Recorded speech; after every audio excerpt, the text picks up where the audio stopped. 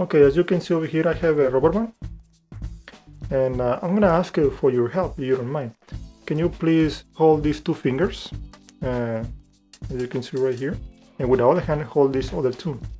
Now the reason is because the rubber band is gonna jump from these two fingers to these other ones. Okay, just at the count of 3, 1, 2, and 3.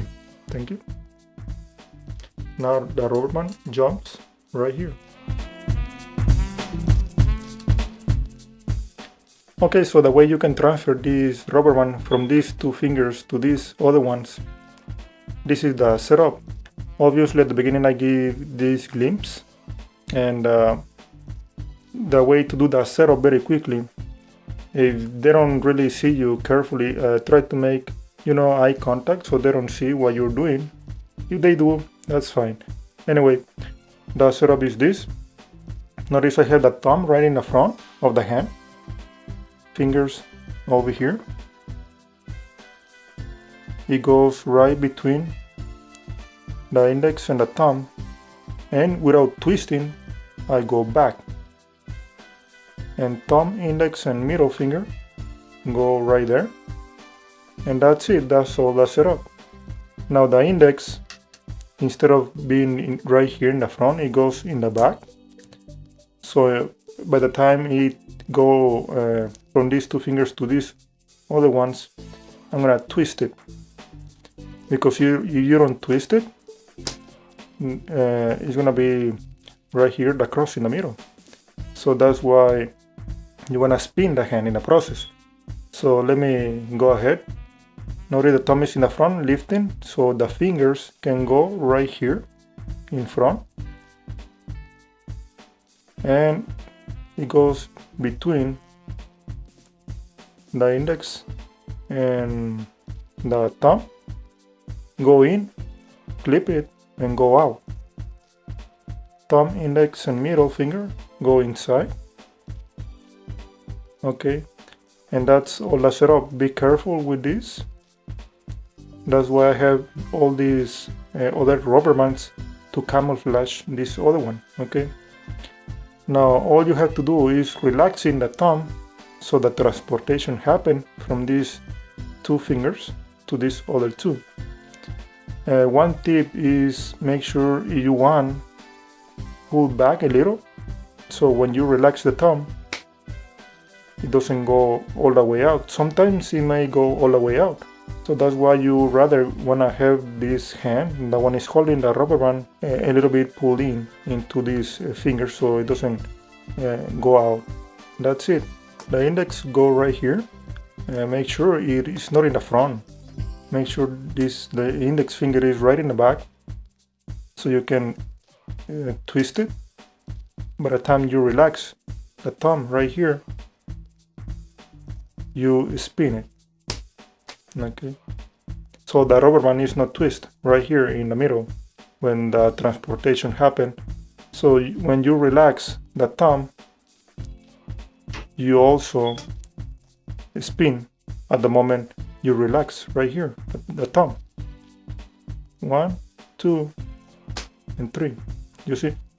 And like I said, try to pull back a little so it ends more close the fingers instead of outside like it just happened. Make sure it doesn't go all the way down here. Make sure it remains in the wrist. Now if you don't have a lot of rubber bands, you may want to use long sleeve to cover over here the view. You can actually show the back of these two fingers a little and show the piece of the rubber band. Okay, just a little glimpse, Ask the spectator to hold these two fingers, and the other one, if there is two spectators, hold these other two. If there is only one spectator, use one hand for each set of fingers, and just relax the thumb, okay, and bring back a little, and make sure you have the finger from the back, so you can twist it after the switch happen, like that. There is a variation concerning the same effect. Now, instead of putting the rubber band in these two fingers, just put it in the index and ask the spectator to pick one. So the spectator is gonna catch one and catch another one. For example, they want this one. You have to bend these two fingers and you do exactly the same. 1, 2, and 3, and it's gonna jump to the other finger. Now if the spectator they want the third finger, you have to bend these two, and using this first and third finger, the spectator is supposed to grab these two fingers. So you have to bend these two so the rubber band doesn't get stuck in the process, and it goes straight right to the next finger. 1, 2, and 3. Or the fourth finger instead. The same, 1, 2, and 3.